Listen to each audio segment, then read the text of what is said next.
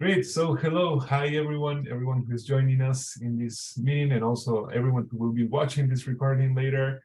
Welcome to this ETS workshop, and today's topic is making media accessible. So we're very excited about this workshop. We've been preparing for a couple of weeks, and it's going to be a very fun workshop because we're going to be watching some interesting videos and learning very interesting strategies and concepts around what makes media accessibility.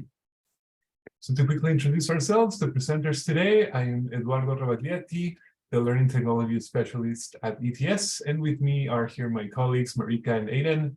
You want to say hi? Hi, I'm Marita, and I'm the Educational Technologist with ETS.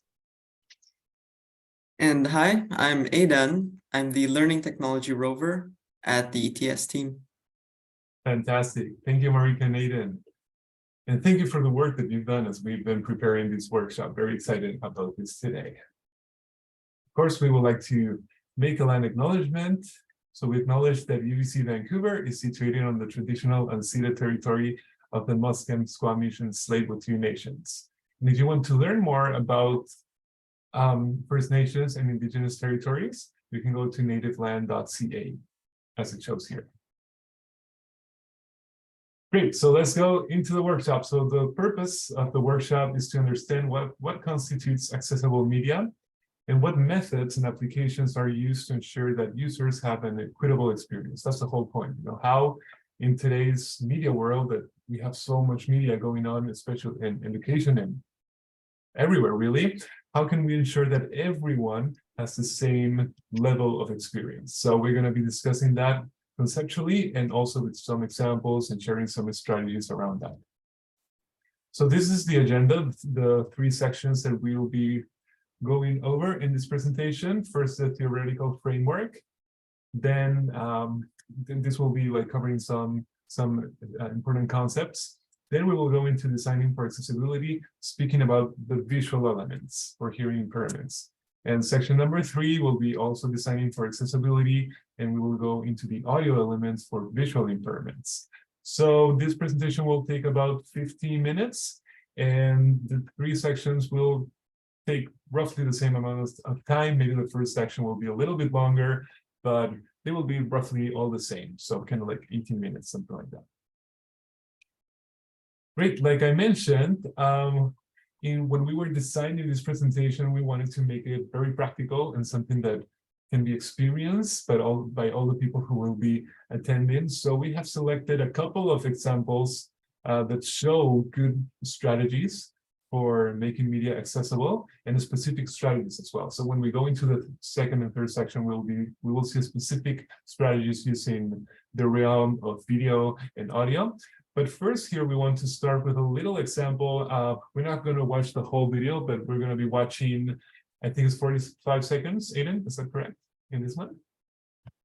Yeah, just the first 45, yeah. Awesome, yeah, because this is a video we found on YouTube that has like very interesting accessibility strengths, but also a couple of weaknesses or things that could be improved. So we'll watch that, and then we'll have a discussion around on the identification of some of these strengths and weaknesses. So here we go. This video is called Inclusion Makes the World More Vibrant. And by the way, we'll be sharing all these links later. So if some of the videos you found them interesting and you want to share them with your colleagues or someone else, you will have all those links at your disposal. So here we go.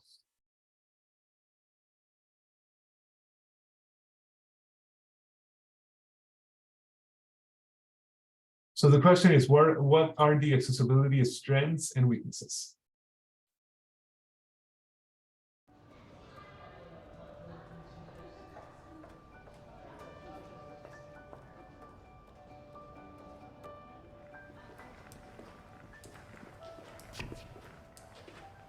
Mom, my shoelaces.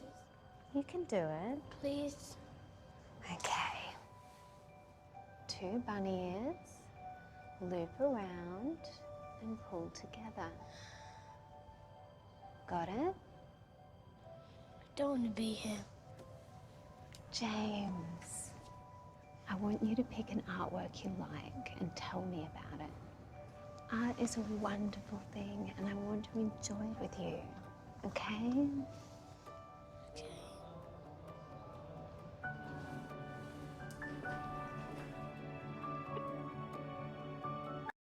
Great, so that's the scene we wanted to share.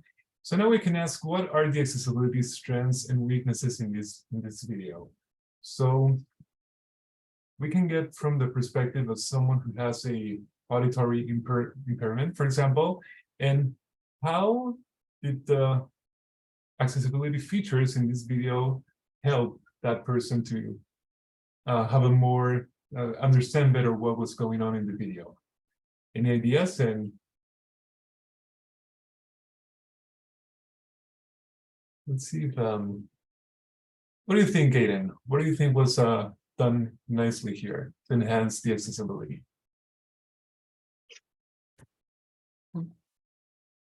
Yes, so Monica also pointed it out. Oh, yes. There were captions in the video. So if you couldn't hear what was happening, there was a sound effect for the boy stumbling or a subtitle for indistinct conversations. Yes. Perfect, perfect. And yeah, thank you, Monica. Thank you for your comment there. Yeah, and this can be not just for someone who has a visual impairment, but let's say something that is maybe at a bus and they don't have the headphones and they're just like watching the video. So in this case, it's not just what the people are saying, but we also see actually auditory descriptions that gives you a context of what's going on. And what about weaknesses? Marika, did you identify any weaknesses? Yeah, so I think even though there are already like the captions included in the video, but there are also some visual cues that are actually not described in the caption. So let's say if someone who has like visual impairment, they cannot actually see the video, they might not be able to understand that the kid's mom is actually a visual impaired person based on just from the captions or just by listening to the video. Exactly, yeah. So this is the other case, yeah, right? Just like listening to the audio, and even when we see the little boy stumbling, it will be difficult for a person to know that that actually happened because it's not a very distinctive sound effect. So we're going to be looking at some strategies that can be used in cases such as like this, kind of like having a narration, for example. So we will look at that later in the presentation. So great, thank you for discussing this with us, and we'll see more applications of these strategies that we have described in the next couple of minutes. Okay, but just so we have enough time, let's go into the first section, the theoretical framework. Just very quickly over here, what's really media accessibility? So media accessibility is concerned with ensuring that all the media content presented in digital formats, and they can be audio, videos, images, and such, can be used by people with disabilities, particularly those who are blind, vision impaired, deaf, hearing impaired, or who have a cognitive condition or mobility disability. And this is not just for the disability, of course, as we are mentioning here, but also it can be to a specific context. Kind of like I was saying, someone who doesn't have the access for headphones while they're on a busy train or these kind of things. So that's the main point of media accessibility. How do we ensure that everyone can experience the media contents that we are sharing on social media, on courses, and different platforms and environments? So this, of course, makes a lot of sense. It's very relevant because media has become such an integral part of our daily lives currently. We all experience the world through media, and we learn a lot through media. So it makes a lot of sense that now there's a lot of more awareness on the importance of making media accessible for everyone, so we can all have the same level of richness in our experience and obviously of our learning in a learning context. Great, so now Marika, she's going to be sharing with us some important principles related to media accessibility and accessibility in general. Thanks, Eduardo.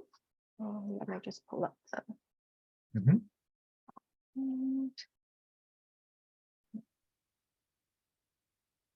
Just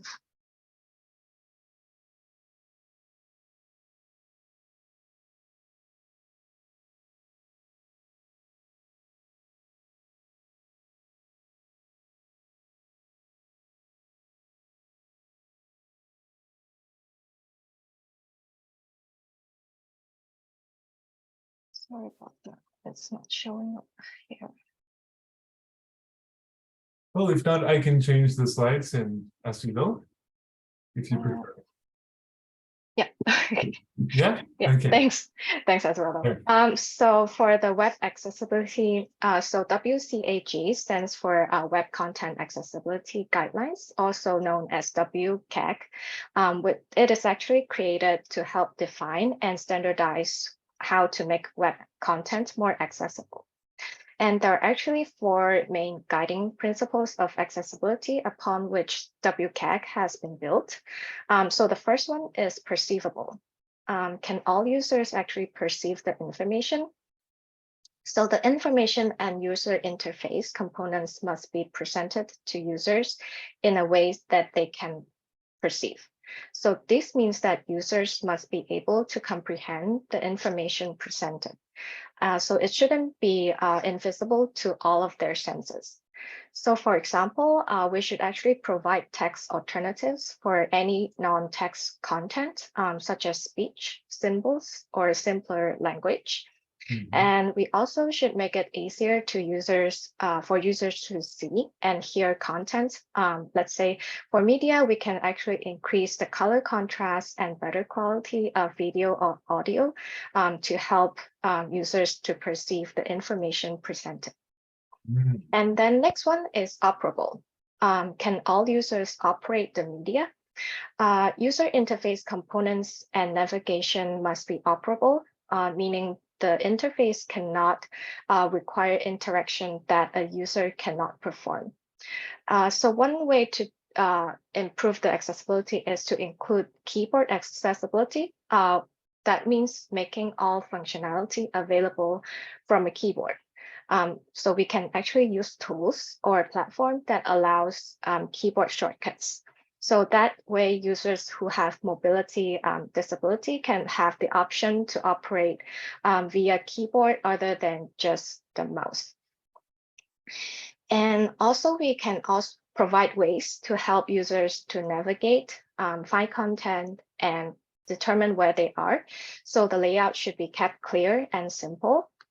And we should also not to design content in a way that is known to cause seizures or physical reactions. The third one is understandable. Can all users understand where the contents are and what to do with them? Information and the operation of a user interface must be understandable, meaning users must be able to understand the information as well as the operation of the user interface. So in this case, so we can make text content readable and understandable. Example for media would be to include captions and subtitles that can help people to understand the content. Last but not least, we have robust. Can these contents be used on or across different platforms? Content must be robust enough so that it can be interpreted by a wide variety of user agents or platforms, including assistive technologies, meaning even when technologies or other user agents evolve, the content should still remain accessible. So this can be achieved by maximizing compatibility with current and future user agents, including assistive technologies. The first letter of the 4 principles added up to the word poor, and it is a great way to approach accessibility. And so having the poor principles in mind whenever you create content. This is great. Thank you, Morrigan. I think this is something that when we are working on creating media, we can always get in the shoes of the people who will be accessing the media and ask these questions from this framework. So now as we go into the examples later in the presentation, we can think about these concepts to make the connections. Right. Okay. So why is accessibility important? So accessibility is about creating and implementing an even playing ground. So everyone should be able to equally perceive, understand, interact with, and navigate content. There should be an equal opportunity for participation, regardless of how this participation is achieved. And accessibility promotes inclusion and diversity by removing barriers that may prevent certain individuals from fully participating. When everyone can access the same resources and opportunities, we create a more equitable and just environment, and that would be a win-win outcome. Okay. And this image here is an illustration showing the difference between equality, equity, and inclusion. So the image on the left demonstrates equality. It is assumed that everyone will benefit from the same support as they are being treated equally. However, in this case, only one person is able to see the view behind the wall because he's the only person that is tall enough. And then in the middle image is equity, which refers to fairness in outcomes. So it's not just support and opportunity. You can see the kid and the disabled are given the appropriate support needed, so they are all now at the same height and have access to the view behind the wall. The last image on the right represents inclusion. All three can now view the scene without any support or accommodation because the barrier, which is the wall, was removed. So accessibility is really about removing the barrier so that everyone and anyone can access the content. We all have the responsibility to offer an inclusive experience for our audience. Fantastic. Thank you, Marika. And I think sometimes there are misunderstanding between equity and inclusion. They think that is the same thing, but I see here that inclusion really it's kind of like welcoming who they are, totally, so they can have the same experience while learning. Yes. Great, thank you. So that was section number 1. Now we can go into section number 2, which is designing for accessibility, visual elements for hearing impairment. So we're going to look into more specific strategies and methods used for these contexts. And Aiden is going to take over. Yeah. Okay, thank you, Eduardo. So I'll just set this up here.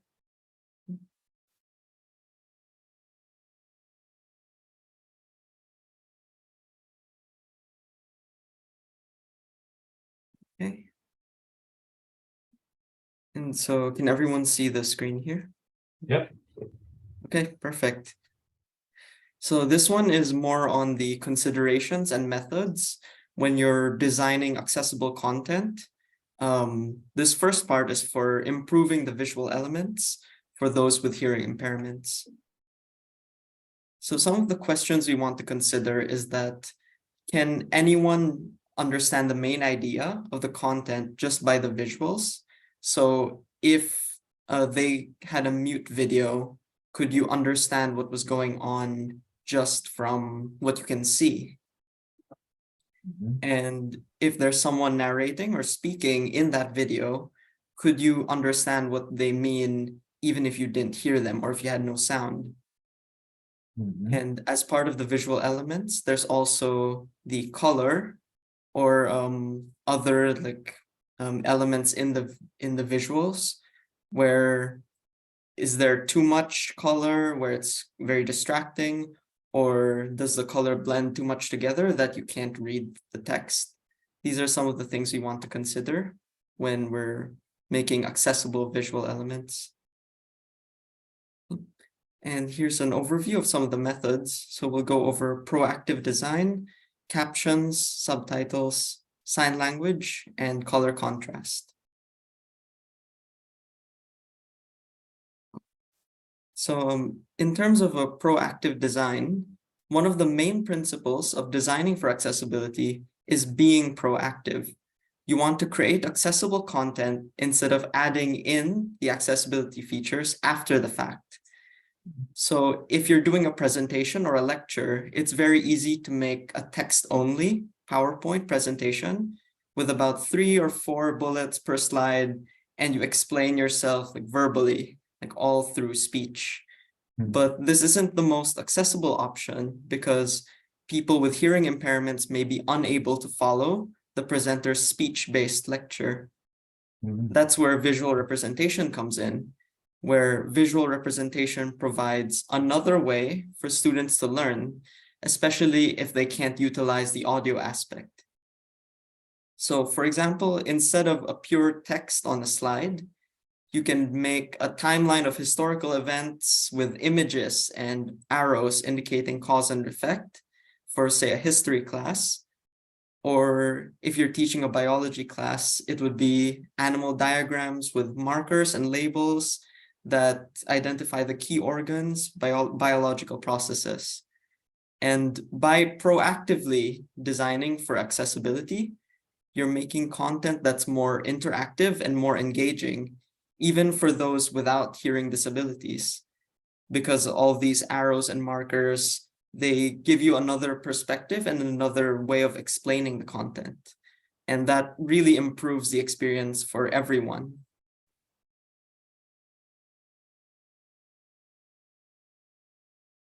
Now, another common option is adding captions or subtitles.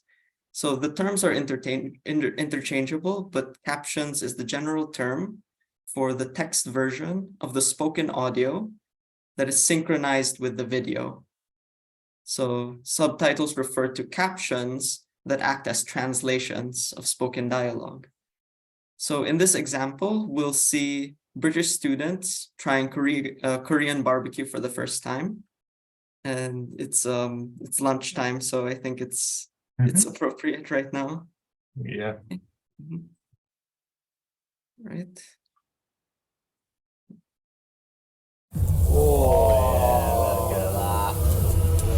It's good to be back, man. It's good to be back. Got your exams coming up? Yes. You're going to be graduating soon? Yes. We thought we'd give you guys a little bit of a break from studying. Thank you so much. Today we're going to be trying some very premium cuts of Korean beef. Oh, the special treatment. Korean beef. Whoa. Oh, it's charcoal. But in Korea, there's whole different levels to the beef. So we're starting out with a bit of chadorbagi. So you'll notice here actually in this video that the subtitles here or the captions are actually burned into the video. That's what we call open captions, as opposed to the closed captions, where, let's say this Zoom meeting, you can turn on the captions at the bottom. That's closed captions where you can turn it on and off. And the cool part is that this channel is primarily making content for introducing Korean food and culture to an English-speaking audience. That means that there are a lot of English and Korean speakers that watch this channel. As a result, they have captions in English and Korean for both of those audiences. So that's, yes, sorry. Yeah, so thank you, Aidan. So in this case, we also have, it's kind of like also subtitles and captions at the same time, right? Because the subtitles are the actual translation. Is that right? Right, that's right. So us as English speakers, we have the English captions, like right here. And then there's a Korean subtitles as well. That would be for Korean speakers that don't understand the English dialogue. Very interesting. And I think that's something that they have done like quite nicely in this video to enhance the accessibility is how they have located the subtitles and the captions. Because if someone was not listening to this and they just see the captions in the center, it could be, maybe it won't be as clear who's speaking. But in this case, they're putting like right next or below the person. Right, yeah. So that really, yes, it shows like who's speaking right now. It's a very like, creative technique like they used for the subtitles. Great. Yeah. All right. What of the principles, which of the principles, Marika, do you think were used here while creating this or improving the accessibility for this video? I think that would be understandable because then it include more audience that will be able to understand the content more based on the captions included, because it includes Korean as well as the English captions. So that would make the video more easily understandable by more people. Yeah, excellent point. Great. Let's continue. Okay. So the next part is sign language interpretation. So some people who are hard of hearing may prefer sign language over captions. There's usually a trained interpreter in the corner of the screen that translates speech into sign language, most commonly American Sign Language or ASL. Oftentimes, the interpreter does live interpretation, but you could also have a translator record separately, and then their translation is edited into the video in post-production. So we have two examples here. This one here is a White House briefing with an ASL interpreter here. Administration's accessibility and inclusion efforts. Starting today, we will have an ASL And we also have the captions in this case. for our daily Oh, press yes. briefings. In this Today's case, like we're interpreter, combining Heather, is different joining us accessibility virtually. features. The president is and- committed to building an America that is more inclusive, more just, and more accessible for every American, including Americans with disabilities and their families. Next, I wanted to share a few updates. Great. So I think this is also going back to what Marika shared with us. This would be an example of robust, right, Marika? Because I think that would be more for perceivable, because robust is how you can like see the media in different platforms. That is robust. okay. But Uh-huh. perceivable is meaning like people who have difficulty listening, then they can actually perceive the information based on the sign languages provided here in the Yeah. video. And also because it has like two ways of doing that, the sign language and the captions, that makes it robust, but not within the concept of how we see it. Right. Mhm. Okay. Yes. And- Yes, so then a lot of speeches like by the government and even like university speeches, they would have a sign language interpreter in the corner. Yeah. Yeah, and then we have this very other interesting one that we found. We found very cool to share for a couple of seconds. You want to introduce it, Aiden? Yes, so then not only in formal presentations or speeches, you could also have sign language interpretation in art. So we have an interpreter translating Rihanna's recent Super Bowl performance into ASL. Mhm.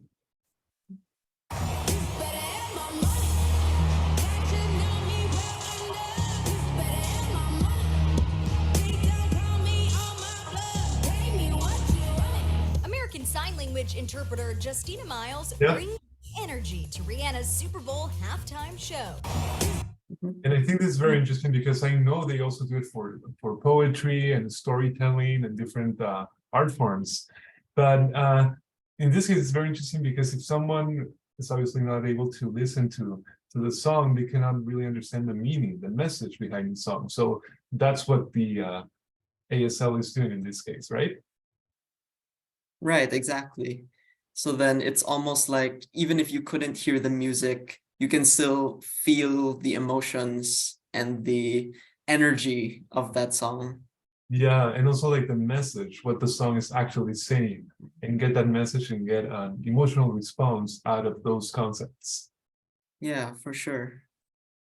And I Yeah. see that Monica also pointed out that she started noticing the sign interpretation when Dr.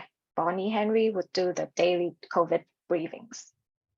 Oh, yes, that's fantastic. Yeah, it's a method that really, as we were seeing here, like enhances accessibility. And it's used across many contexts, right? Like educational context and art context and many more. Great. Yep. So these features are used across like all media really, like between like professional communication and entertainment. It's Mhm. really a way of like making sure like all content in the modern age is like anyone can interact with it and engage with it. And so the last part, more on the technical side, color contrast and video quality is essential for your audience to understand content. So on the left here is a low quality version of The Lion King, of the scene in The Lion King. So you'll notice the lion cub Simba being raised up. And it kind of blends in with the brightness of the sky here. But since Simba is the main focus of this scene, we want him to stand out a bit more. So on the right here, this is the remastered version, which has better contrast and better quality resolution to really like highlight Simba as the focus of the scene. So good color contrast makes content easy to follow without being distracting.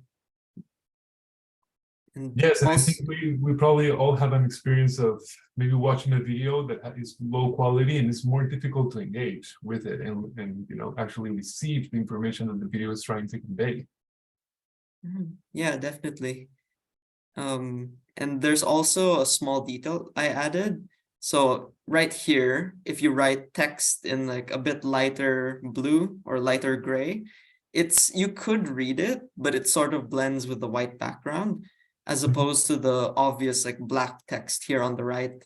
So that's another way that you need to consider with color contrast is when you're writing in text, the text has to jump out from the background to understand like what's being said. Very nice, yeah, great example. And that also like involves like the size of the font and the color, right, Marika? Because you've explored that in the web accessibility. Yes, so there are actually color contrast tools online that you can check the background color and the text color because it's very hard to like check the color contrast ratio just by looking at the text and the background. So it's good to use tools online to check the ratio as well. Great, thank you, Marika. Okay, I'm going to take over now to continue with the presentation. Thank you very much, Aiden. Great information and great ideas here. So now we will quickly mention what are the technologies that are available for us, I mean at UBC and also non-UBC technologies that are used to work on these strategies that Aiden was sharing with us. So for example, if we want to work with captions or we want to create captions, and this will also be for subtitles, we can use Kaltura. Obviously, Zoom also has a caption function. Then you can use, if you want something that is more aesthetic, you know, and even have more control, you can use a more professional tool such as Adobe Premiere. Then for transcripts, Zoom will do that when you record something on Zoom and you have like the closed captions function enabled, then you can also get a full transcript. And also at UBC, we have access to a tool called NVivo that also can analyze video and create the transcript. And also, if I understand correctly, right, it also has a transcript, no, sorry, it's also used for investigating, for analysis, right? So it like recognizes all the words in a speech, so to speak, and then it finds patterns and things like this. Then for translation, we have Mosaic, and which is one of Canada's largest settlement and employment services organizations, and they provide services for interpretation and translation. And then at UBC, we can UBC departmental resources, they can also provide some translation services. Finally, for color, working in programs such as Adobe Photoshop and Adobe PDF Reader. And then for sign language interpretation, trained interpreter who expresses nouns, picture and picture video. Well, that will be not really a technology, but how you can work on that part. Great, great. Okay, so let's go now into section number 3. So designing for accessibility, audio elements for visual impairments. And I think this is you, Marika, right? Yep, thanks for sharing the screen. So there are a few things to be taken into consideration when designing for accessibility in terms of the audio element, which can benefit not only the visually impaired, but also people who are listening to the video, but are not necessarily looking at the screen. For example, people who just want to listen to the news on TV while preparing for breakfast. So the first is content. Can everyone understand the main idea just by listening to the audio? Can everything be explained by the audio alone? And what needs to be described verbally? So let's say you are showing a diagram while recording for a class. Are you explaining the diagram detailed enough or pointing out the key takeaways on the diagram so that students who are visually impaired can still understand just by listening to the recording? So the next is speech. Is the speaker's pronunciation clear? Is the speech spoken in a language understood by the audience? And is the speaker talking too fast or too slow? If someone speaks in a different dialect, accent, or language that is difficult for the audience to understand, what can be done to improve? And the last one is sound quality. So is the speaker's voice recorded clearly? And are there background noises that can distract the audience? Is the volume of different speakers at the same volume? So those are some considerations you can think about when creating media. And now I'll pass over to Aiden to talk about the methods that can be used to make audio element of the media more accessible. Yeah, and when we go into the examples for this section, we can think about these considerations, how of the content, the speech, and the sound quality. So it's going to be interesting to make those connections in a couple of minutes. Okay, Aiden, you can go. Okay. Just share right here. Okay. Right. So some of the methods that we have are descriptive video, translation, like an audio subtitles, we'll explain that in a bit, and clear narration and good recording quality. Okay. So the main option for the audio elements for the visual for vision impairments, descriptive video is a great option for this. It involves a narrator describing the important visual elements of a video so that someone who can't see like what's happening will at least be able to imagine what's happening through the descriptions. So we prepared a trailer for the movie Frozen that includes descriptive video, and I'll just pull that up here.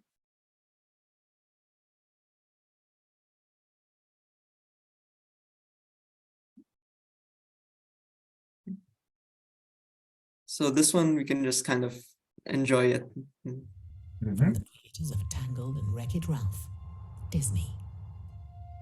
A carrot-nosed, coal-eyed snowman shuffles up to a purple flower peeping out of deep snow. Ooh, hello. He takes a deep sniff. His nose lands on a frozen pond. A reindeer looks up and pants like a dog. Seeing the reindeer slip on the ice, the snowman smiles and moves towards him, though actually he's running on the spot. The reindeer falls on his chin. The snowman uses his arm as a crutch. The reindeer paddles his front legs. Head over heels, the snowman crawls along the ice. The reindeer does the breaststroke. The snowman rolls his body, but flips onto his back. The reindeer's tongue sticks to the ice. The snowman held his head. Twig arm and reindeer lips tug at the carrot. The carrot flies off and lands in soft snow. The reindeer goes after it with Snowman and his body parts hanging on his tail. The snowman puts himself back together again and glumly contemplates his noseless state. The reindeer jams the carrot back in place and pants like a proud puppy. The snowman pats him with his stick-thin arm, then goes to sneeze. He grabs his nose with both hands. His head shoots off. Frozen, coming this winter in 3D. Yeah, so There we the go. idea here is if someone was not actually watching the video, they will be able to understand and, like you said, imagine everything that is going on. That's right. So then, yeah, you could close your eyes. Like that would be a nice exercise where you could close your eyes and try and imagine, like through the narration, what's going on, just to understand. Like this is like a really good way for those with vision impairments to enjoy and watch video. And the nice thing is that it's not just a narration, but it also has the sound effects and the voices of the characters. So, like really transports you to the scene. Yeah. And I think this also kind of relates back to Aiden's point about proactive design, where you actually have to think about how you can describe the video and what needs to be described in the description. So I think that kind of relate back to the previous point as well. Yeah, and also having the time to put the description, because you have like some limited time in each scene to actually speak. So that will connect to that design element. And to what of the principles can we connect this to, Marika? That will also be perceivable, because one of the consideration is actually to provide text alternatives and also make it more easier for users to understand the content. So that would be perceivable as well. Yeah, and it's interesting because even if this one didn't have the if someone was watching this without the audio, it has the captions, and the captions is explaining in more detail what's going on. So that can also enhance the accessibility of the video. Right. Great, let's continue. Right. So then another consideration would be having a dubbed translation, as we call it. So like subtitles, content can be dubbed in another language. So this usually means a voiceover in another language played on top of a muted video. And here in our example, we have a scene in SpongeBob where the speaker, Patrick, says, "I love you" in multiple languages. So we'll just have a look here. Hello? I love you. Bonjour. Je vous aime. Bien. Hola. Te amo. Hello. Ich liebe Sie. So you'll notice that by dubbing it in another language, you don't need subtitles. If you don't speak English, for example, you could use this. Instead of watching subtitles. If you're more comfortable listening to conversation instead of reading what's translated. So more than just accommodating for those with vision impairments, this is also an accessibility feature for really sharing content or entertainment with a larger global audience. Yeah. And something I find interesting is that when you hear the different voice actors for Patrick, they still keep the same emotion or mood of that scene. And different language interpretations have different nuances based on maybe how they speak or how they interpret the text here. Yeah, I was going to say that. It feels like it was the same voiceover. I mean, the same actor, I mean, voice talent. It sounds just the same. Yeah. I think my favorite was actually coming up here. The Korean translation was... Yeah, let's see.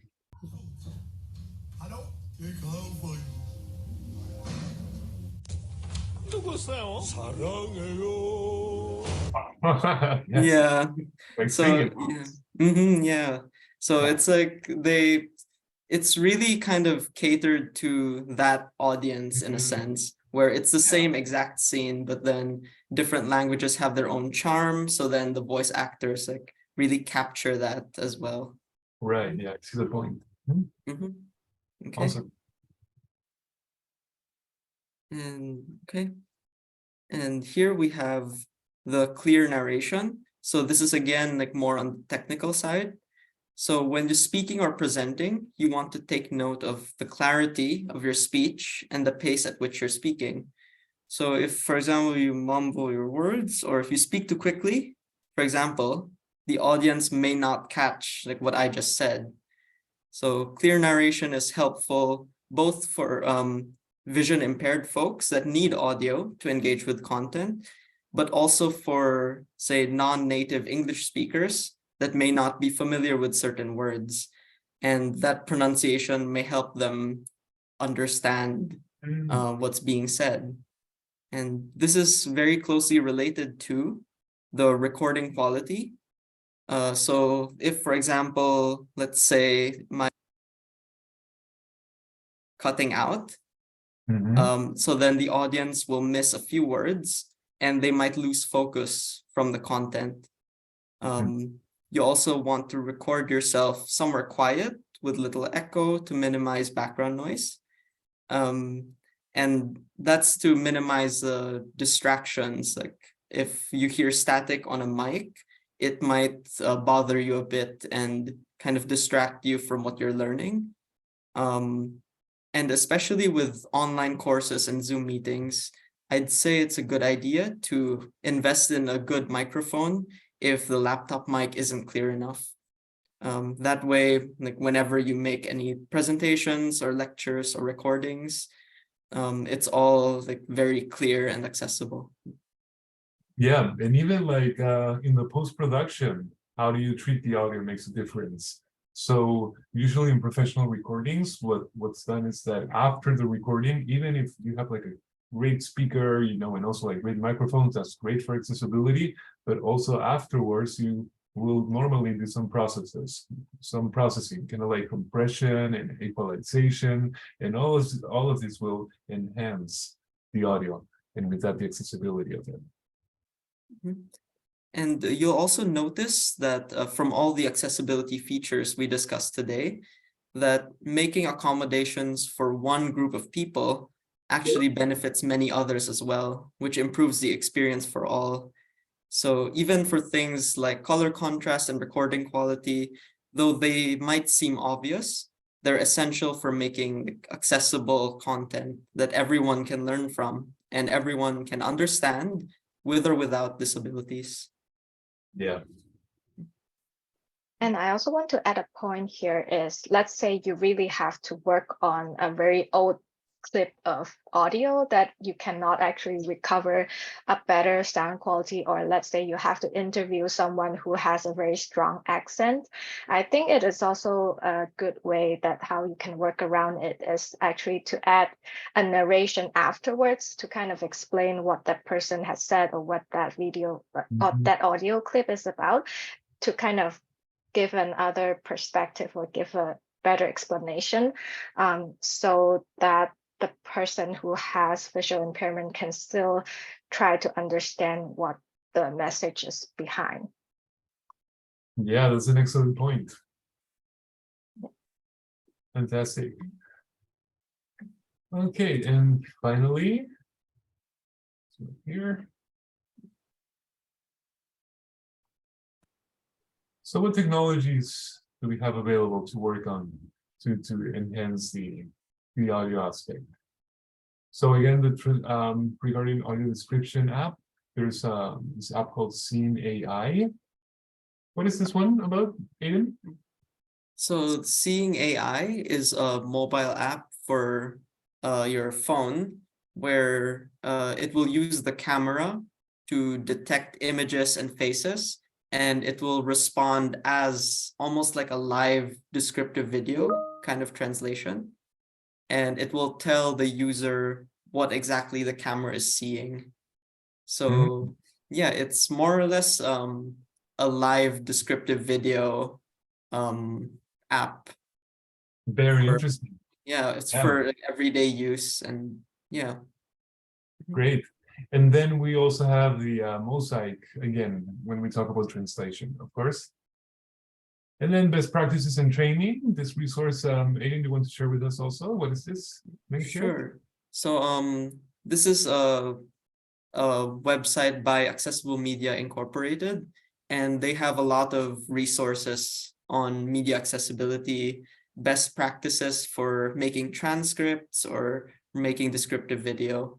So it's really almost like a library of a lot of different things you could learn about making your own descriptive video.